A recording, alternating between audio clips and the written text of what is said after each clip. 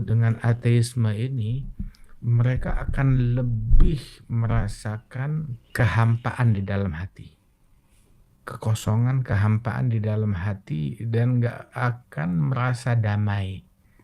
Sekarang ini meningkat orang-orang yang ateisme, terutama anak-anak muda. Ateisme di tubuh anak muda karena dengan teknologi yang ada dan semuanya, akhirnya Tuhan itu ditinggalkan, menganggap bahwa agama tidak perlu, dan ateisme itu sekarang jumlahnya makin banyak. Nah, ini apa yang terjadi? Apakah ini hal yang biasa ataukah ini sebuah bencana sebenarnya?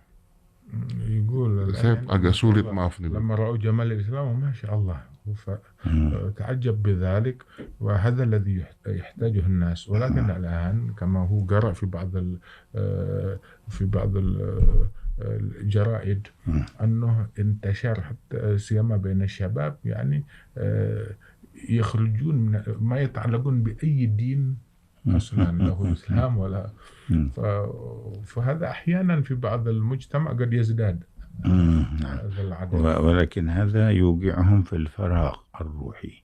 عدم الديانة مطلقا تجعلهم مهما مضوا فيها يشعرون بأنه في شيء ناقص عندهم وفي دواخلهم، فيكون فراغ في أرواحهم.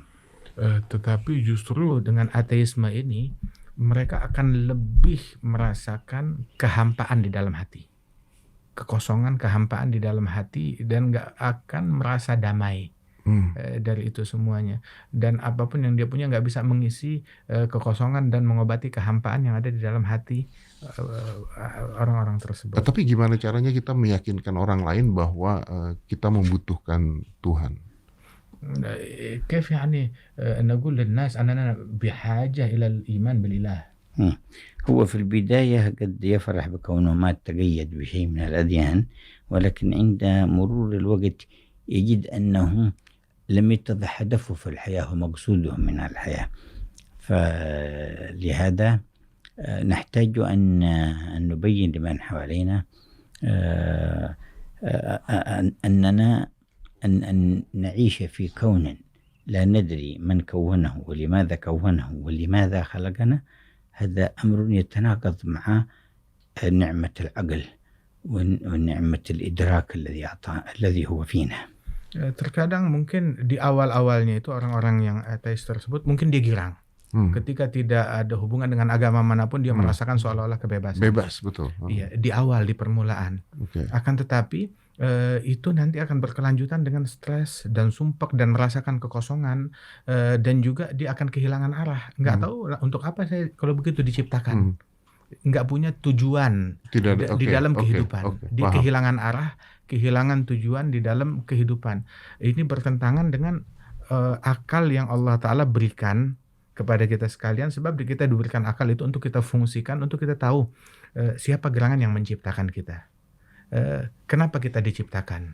Untuk apa kita diciptakan? Dari mana kita berasal dan kemana kita akan kembali? Saya punya pertanyaan gini, Bib.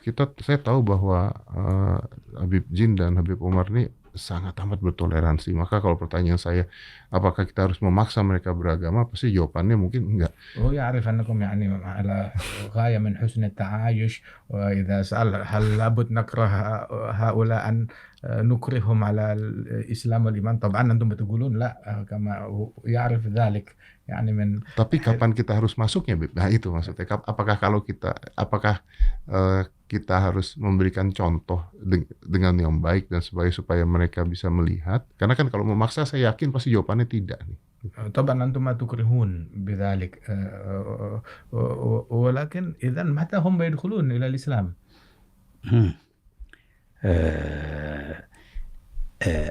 عدم الإكراه لا يعني عدم الدعوة، لا بالحسن البيان الظاهر ولا بالحسن المعاملة كذلك. الدعوة مستمرة من حسن البيان والحرص على إنقاذهم من النار وإدراكهم للحقيقة، هذا موجود مع عدم الإكراه.